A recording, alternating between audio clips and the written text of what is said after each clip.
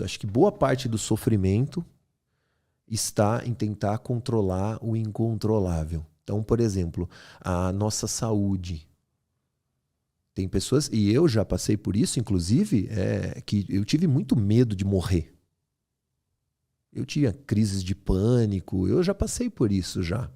Eu sei, quem está nos ouvindo, assistindo, é uma sensação terrível, é muito ruim.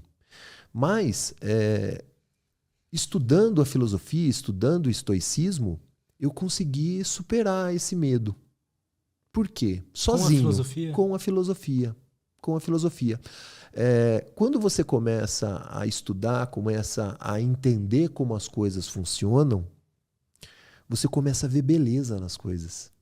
Por incrível que pareça. E você começa... E os estoicos são campeões em virar o pensamento. Um conceito que é importante, que me fez refletir muito sobre isso, é o conceito chamado de memento mori. Que basicamente lembre-se que você vai morrer. Lembre-se todos os dias que você vai morrer. Mas pode parecer até um pouco fúnebre, né? Um pouco sombrio, né? Você todo dia pensar que você vai morrer. Mas não é bem isso que os estoicos queriam. O que os estoicos queriam era que você valorizasse a sua vida. Porque a gente pode morrer a qualquer momento. Não é garantido que a gente vai viver até os 73 anos, como os homens aqui no Brasil, estatisticamente, é para viver até 73 anos. Não é uma certeza que eu vou conseguir viver até 73 anos e nem que você vai viver até 73 anos. Sim. Ninguém pode dizer isso.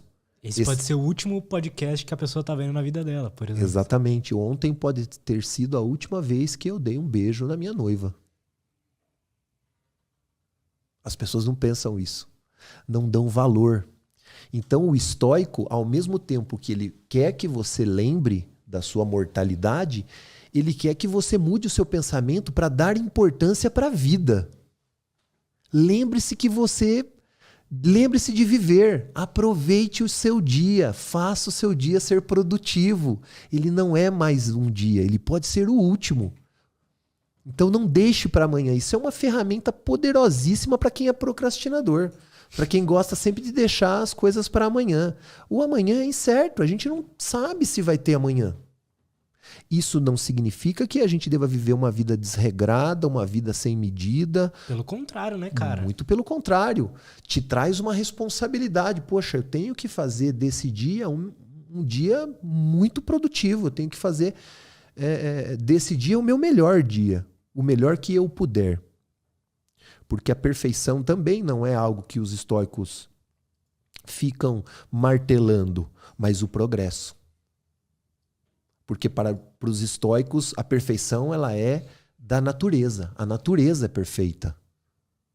Inclusive divina para os estoicos. Mas para nós, seres humanos, o progresso é importante. Ser melhor hoje. Que hoje eu seja melhor do que eu fui ontem, do que eu fui anteontem, do que eu fui há anos atrás. Evoluir. Não ser perfeito. Então, imagine que poderoso que é esse pensamento de você poder a cada dia levantar e respirar e saber, poxa, eu estou aqui e eu vou fazer desse dia um dia ótimo, que é o conceito do carpe diem, né? Colha o seu dia. Aproveite ao máximo o seu dia. Esse conceito me ajudou muito com... Tava tendo muita dificuldade pra uma coisa que eu adorava fazer, que era sentar no sofá e assistir um filme, por exemplo. Não conseguia parar por 2 horas e assistir um filme com a minha namorada, por exemplo, porque eu ficava ansioso, sabe? Sei lá, eu queria trabalhar, queria não sei o que, não sei o que lá. Mas eu falei assim, pô, e se hoje... Toda vez que eu tô sentado e me dá essa ansiedade, assim, eu tô sentado lá com a minha namorada e falo assim, pô, e se hoje for o último filme que a gente vai ver junto? Entendeu? Pois é. Cara, é engraçado como na hora faz puff. Você já fica mais calmo e fala assim, deixa eu aproveitar esse momento. Exato. Aí que está a praticidade da filosofia. É isso que tem feito do estoicismo uma filosofia que vem crescendo a cada dia, cada vez mais se fala de estoicismo. É atual, né, cara? É atual. É uma filosofia que tem aí 2.600 anos, mas ela é totalmente aplicável nos dias de hoje. ela tem uma força muito grande. Então, quando a gente fala de filosofia estoica, a gente fala exatamente disso. Ele te ajudou nessa ação. É um pensamento que vai te ajudar a agir melhor. É muito do que você falou de razão, sabe? O que eu sinto que ler meditações, ler as cartas de Sêneca lá, o que mais ajuda, pelo menos pra mim, é me dar um repertório lógico das coisas, sabe? Tipo assim, tá, beleza, tá se sentindo ansioso aqui? E se hoje for a última vez que você vai ter essa oportunidade de fazer isso aqui? Entendeu? É te dar esse repertório racional mesmo, assim, do que você deve pensar ali na hora pra dar um checkmate, assim, na sua mente, sabe? Sim. É que nesse tipo de pensamento, nesse pensamento que os estoicos sempre usam, dessa lógica e usar a razão, ele não está falando que você não deve ter medo da morte. Você deve ter medo de não viver uma vida que valeu a pena ser vivida. Porque quando você tem medo de morrer, é porque você não está vivendo. É esse o pensamento do estoico. É dessa forma, você não está vivendo a sua vida na sua plenitude, no seu máximo, né? Sem excesso. É diferente. O máximo que eu digo é, se você se identificar que está no caminho certo e fazendo o que é certo, você não vai ter esse medo. Para mim funcionou. É uma ferramenta muito poderosa.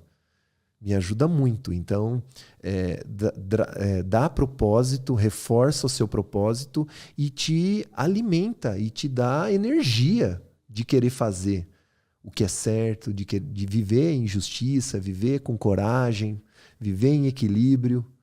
É muito legal ter esse tipo de pensamento. Então, a gente não tem controle sobre essa situação. Então, por que eu vou sofrer se o destino de todos nós é esse? Faz sentido eu sofrer? Não faz sentido. Não é lógico.